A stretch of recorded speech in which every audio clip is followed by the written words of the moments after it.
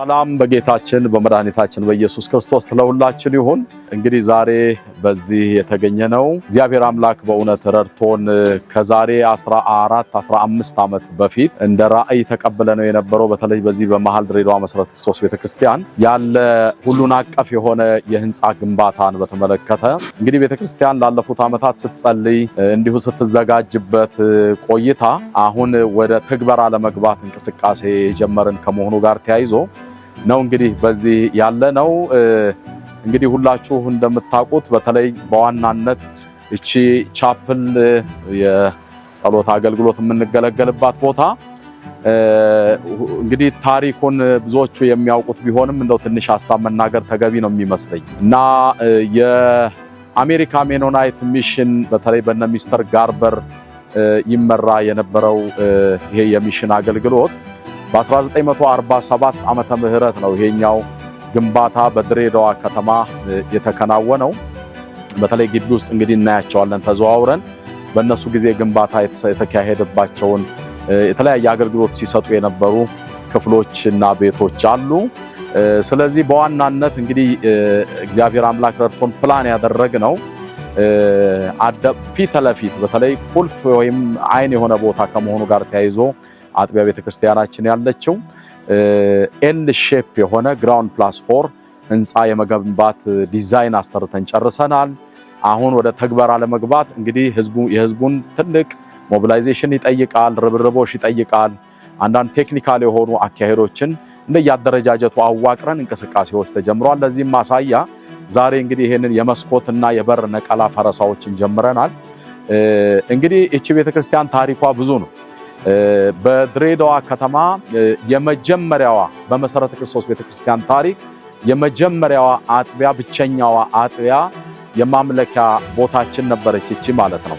በተለይ እቺ አሁን እየፈረሰች ያለችው የጸሎት ቦታ ይሄኛው አዳራሽ ወይም ትልቁ የማምለኪያ ቦታ ከመሰራቱ ቀደም ብሎ የቅዱሳን አማኙ ቁጥር እየበዛ ሲሄድ በሸራ ውስጥ ሲገለገል ነበረ ህዝቡ በ1980ዎች ውስጥ።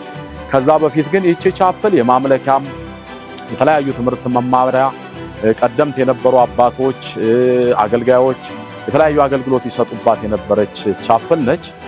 እንግዲህ እንዳልኳችሁ የመጀመሪያዋ የመሰረተ ክርስቶስ ቤተክርስቲያን አጥቢያ ከመሆኗ ጋር ተያይዞ ዛሬ እግዚአብሔር ይመስገን ወደ 8 አጥቢያ በድሬዳዋ ከተማ መሰረተ ክርስቶስ ቤተክርስቲያን አላት። እንግዲህ የመጀመሪያ የተወለዱት ሁሉም ከዚህ ነው ማለት ነው የወጡት።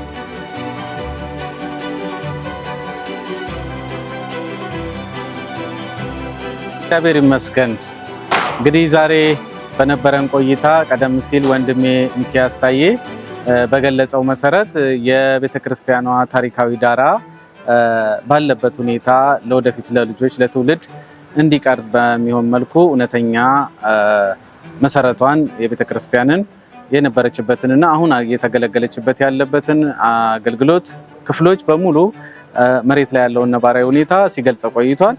ቀጣዩ ትውልድ ሊገለገልበት የሚገባውን ልንሰራ ያሰብነውን እንደ አምላክ ፈቃድ ብንኖርና ጌታ ቢፈቅድ ልንገለገልበት ያሰብነውን ህንፃ ቤዝመንት ፕላስ 4 የሆነ ኤል ሼፕ የሆነ ህንፃ ከዚህ ዛሬ መሰረት መፍረስ የጀመረበት እዚህ ከቻፕል ጀምሮ ኤል ሼፕ የሆነ ከዚህ ጋር በመነሻው 15 ሜትር ሆኖ ወደ ጎን 20 ሜትር ይሄድና ወደ ታች ሲወርድ ወደ 58 ሜትር ይወርዳል። ከታች እንደዚሁ 15 ሜትር ይኖረዋል። ቤዝመንቱ አገልግሎቱ የሚሆነው ለፓርኪንግ እና ለስቶር ይሆናል።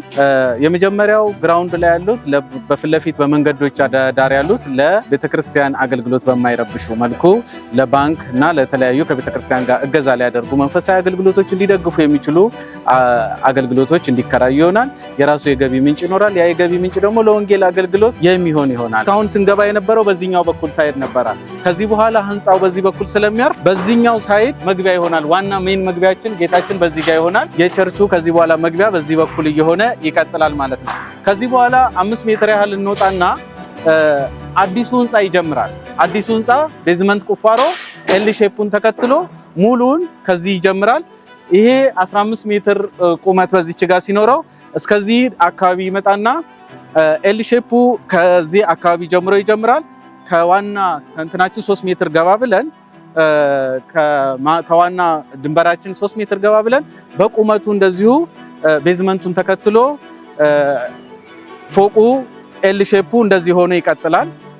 ኤል ሼፑ በዚህ በኩል ሲቀጥል እዚህ አካባቢ ያው የራሱ የሊፍት እና የደረጃ መውጫዎች የውስጥም የውጭም ከውስጥም መገልገያ የሆነ ቦታ ይኖረዋል። ቀጥሎ እንደዚሁ እያለ ወደ 57 ሜትር ያህል ቁመት ያለው ህንፃው የሚያርፍበት ለአገልግሎት የሚሆን እስከ ጥግ ድረስ ከመጨረሻው መሰረት ድረስ የሚሆን ነው።